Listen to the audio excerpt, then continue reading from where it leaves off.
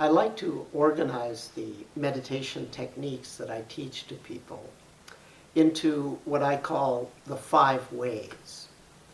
5 ways are 5 contrasting approaches to the development of concentration, sensory clarity, and equanimity. Each of the 5 ways is derived from one or several traditions that have existed previously. But what I've done is I've modernized the vocabulary, and I have completely eliminated anything that is explicitly religious from it, so that the 5 ways can be looked upon as shall we say, a way to bring about a secular paradigm for classical enlightenment. The 5 ways are focus in, focus out, focus on rest, focus on change, and focus on positive. Focus in, the in this case refers to one's innermost experience of thought and emotion.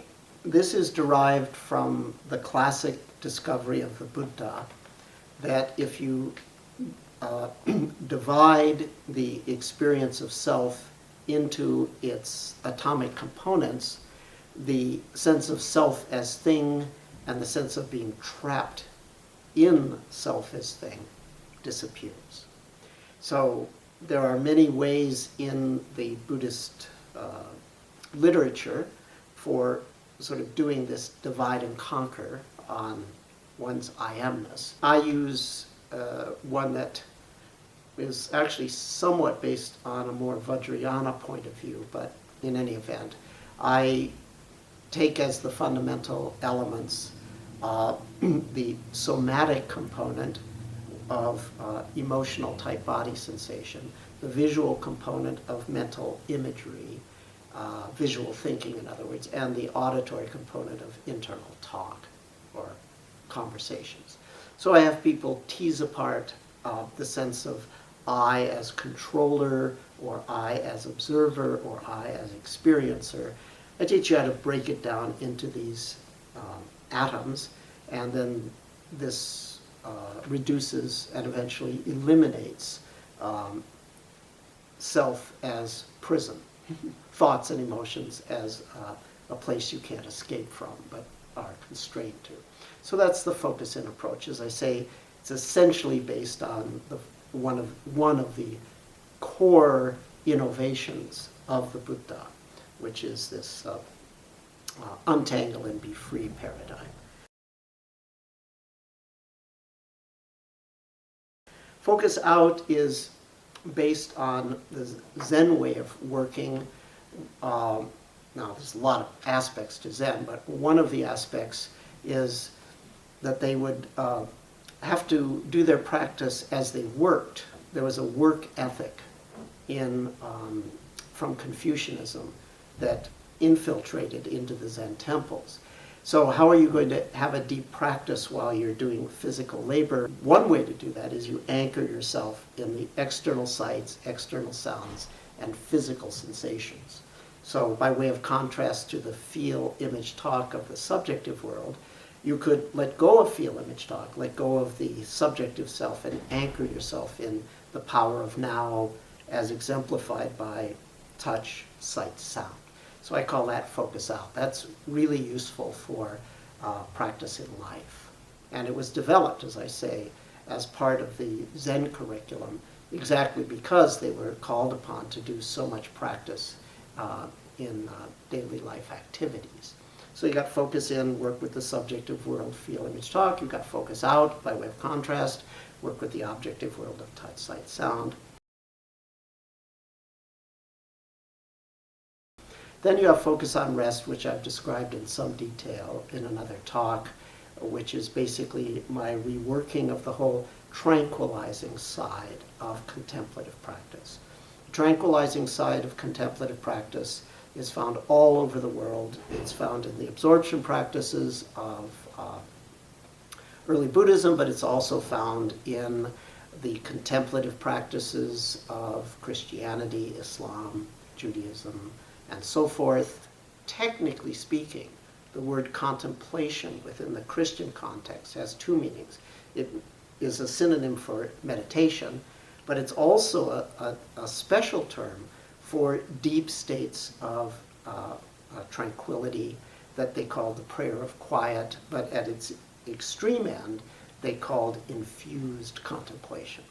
So I've drawn from the whole world's contemplative traditions, and specifically the absorption practices of early Buddhism, reformulated that in a completely secular vocabulary, call it focus on rest, and that's sort of the tranquil side of the practice. So that's focus in, focus out, focus on rest. Then ordinary subjective experience, feel, image, talk, ordinary objective experience, touch, sight, sound, and these more special, pleasant, restful flavors. All of these experiences are experiences, and therefore they are of the nature of empty energy. Empty energy doesn't sound very appealing, but it's incredibly empowering and fulfilling once you start to experience them that way. I teach people how to notice how any and all sensory experience changes, and also, along with that, to be aware of the underlying forces that are responsible for that change. Well, by observing change, both continuous change in the sense of flowing energy and discontinuous change in the sense of vanishings, that gets us in contact with the energy aspect and the emptiness, which is the essence of that energy. So that whole approach to things, which involves impermanence and what the Christians called kenosis, the emptying out into the source, I call that focus on change. So that's a fourth way. And that will tend to deconstruct the somethingness of self and the materiality of the external world into a kind of transparent energy. So you could call that a kind of dying into the source. But if you die, you have to be reborn. And the whole idea in being reborn is to be reborn better, not just to be reborn. So then there's something called focus on positive, where you actively generate positive content in mental image, internal talk, emotional feel, and that creates a new self. That new self arises from the nothingness as a better somethingness. And that's focus on positive.